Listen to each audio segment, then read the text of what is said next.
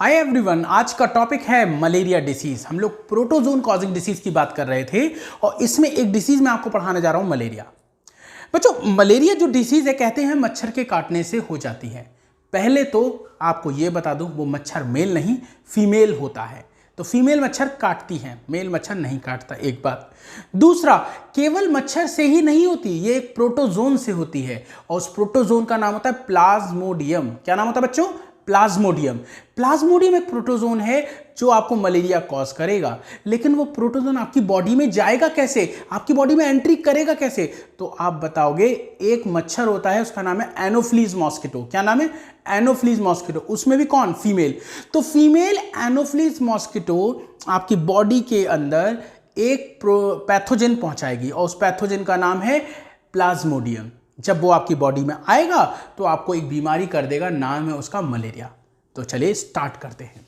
देखिए, malaria disease Plasmodium से caused होती है। ठीक है, प्लाज्मोडियम की ये 4 स्पीशीज हैं: plasmodium vivax, plasmodium falciparum, plasmodium malariae and plasmodium ovale. These are 4 species of plasmodium, ठीक है, which are responsible to cause malaria disease. ठीक है, अब यहां पर 2 चीजें पूछी जाती हैं, एक होता है विनाइन मलेरिया, एक होता है मैलिग्नेंट मलेरिया। मैलिग्नेंट ज्यादा खतरनाक है विनाइन के कंपेयर में। ये मैं आपको उसमें पढ़ा चुका हूं, कैंसर वाले हैं, विनाइन कैंसर और मैलिग्नेंट कैंसर, विनाइन ट्यूमर ये और मैलिग्नेंट ट्यूमर बताया था, तो आप समझो। तो अगर आपसे पूछें यही वाला क्वेश्चन आता है, मैलिग्नेंट मलेरिया किससे कॉज होता है, देन आंसर क्या होगा? Plasmodium falciparum. ये बात क्लियर हो गई, आगे बढ़े। तो पहली बात, डिसीज किससे होती है? प्लाज्मोडियम से। ये इसकी 4 स्पीशीज मैंने आपको दिखाई हैं। और मैलिग्नेंट किससे होता है? फैल्सीपेरम से। और बिनाइन किससे होता है? वाइवेक्स से। इसके बाद कौन हमारी बॉडी में इसको ट्रांसमिट करेगा? ट्रांसमिशन किससे होता है प्लाज्मोडियम का ह्यूमन बॉडी में? तो आप बताओगे transmission by female Anopheles mosquito. फिर से बोलिए, female Anopheles mosquito is a transmitter, और वेक्टर भी कहते हैं इसको बच्चों, वेक्टर भी कहते हैं, जो हमारी बॉडी में ले जाएगा उसे वेक्टर या ट्रांसमिटर कहेंगे। ये ट्रांसमिशन कर रहा है। तो 3 बातें समझ में आ गई, बीमारी प्लाज्मोडियम से होती है, उसकी स्पीशीज कौन सी हैं और कौन इसको वेक्टर की तरह एक्ट करेगा, कौन इसको हमारी बॉडी में पहुंचाएगा। और अब सुनो, बहुत इंपॉर्टेंट बात, कहते हैं प्लाज्मोडियम एक डाइजेनेटिक एंडोपैरासाइट है। कैसा है? Digenetic endoparasite. देखो, पैरासाइट वो होते हैं जो लिविंग ऑर्गेनिज्म की बॉडी में रहेंगे और उसको नुकसान पहुंचाएंगे। फिर से सुनिए, पैरासाइट वो होते हैं जो लिविंग ऑर्गेनिज्म की बॉडी में रहते हैं और नुकसान पहुंचाते हैं। अगर वो अंदर रहते हैं बॉडी के तो एंडोपैरासाइट, और बॉडी के बाहर रह के नुकसान पहुंचाते हैं तो एक्टोपैरासाइट। जैसे मैं एग्जांपल बताता हूं, एंडोपैरासाइट कौन हो गया? प्लाज्मोडियम। एंडोपैरासाइट कौन हो गया? प्लाज्मोडियम।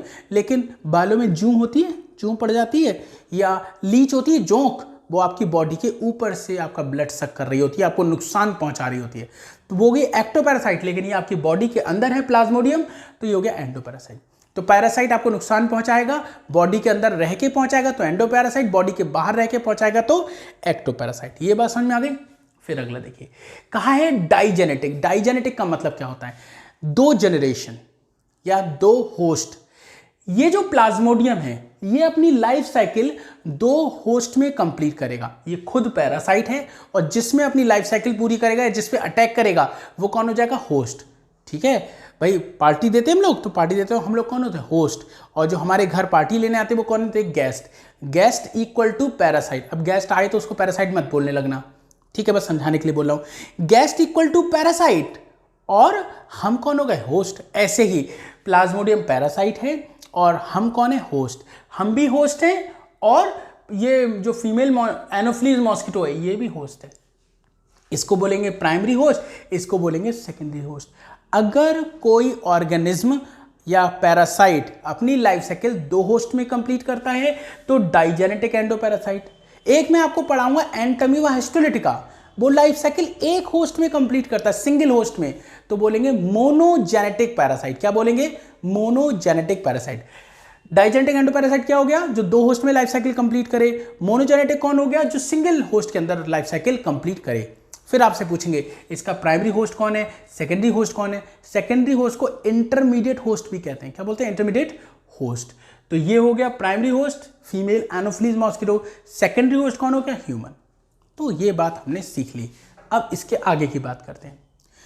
इस बीमारी का सिम्टम क्या है? इस बीमारी का सिम्टम क्या है? तो आप बताओगे फीवर विद चिल, मतलब ठंड लगकर बुखार आएगा।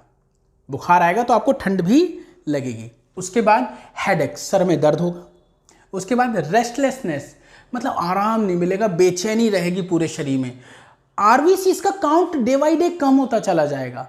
उसके अलावा लिवर अफेक्टेड हो जाएगा, लिवर अफेक्टेड होगा, आरबीसीज काउंट कम होगा, रेस्टलेसनेस हो जाएगी, सर में दर्द रहेगा, बुखार आएगा, जाड़ा देके ठंड लग के बुखार आएगा, भूख लगेगी नहीं, लॉस ऑफ एपेटाइट हो जाएगा, बहुत सारी समस्याएं हो जाएंगी आपको। ठीक है, ये सिम्टम किसके हैं? मलेरिया के। तो कहते हैं जाड़ा देके आए बुखार तो समझो मलेरिया का है प्रहार। बात समझ में आई?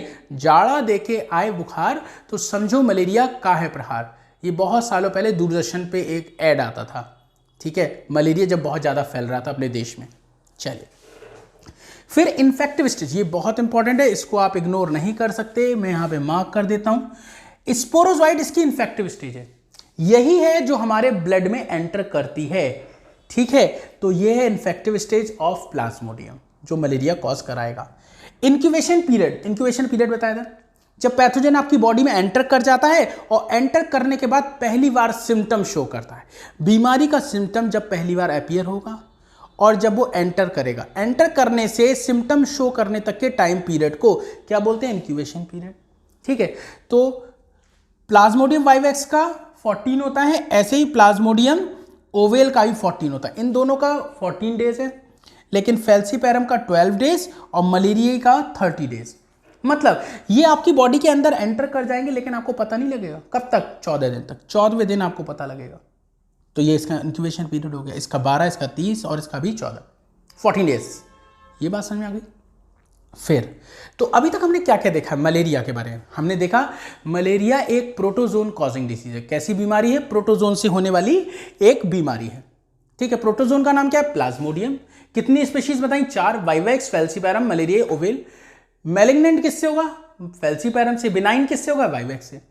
ठीक, उसके बाद इसका वेक्टर कौन है? ट्रांसमिशन कौन कराता है? ये बीमारी का जो पैथोजन है प्लाज्मोडियम हमारी बॉडी में कौन पहुंचाएगा? तो आप बताओगे वो वेक्टर है anopheles mosquito, female anopheles mosquito. फिर पूछेंगे डाइजेनेटिक एंडोपैरासाइट क्यों है? क्योंकि ये अपनी लाइफ साइकिल 2 होस्ट में कंप्लीट करता है। ठीक है, तो एक प्राइमरी होस्ट, एक सेकेंडरी। प्राइमरी में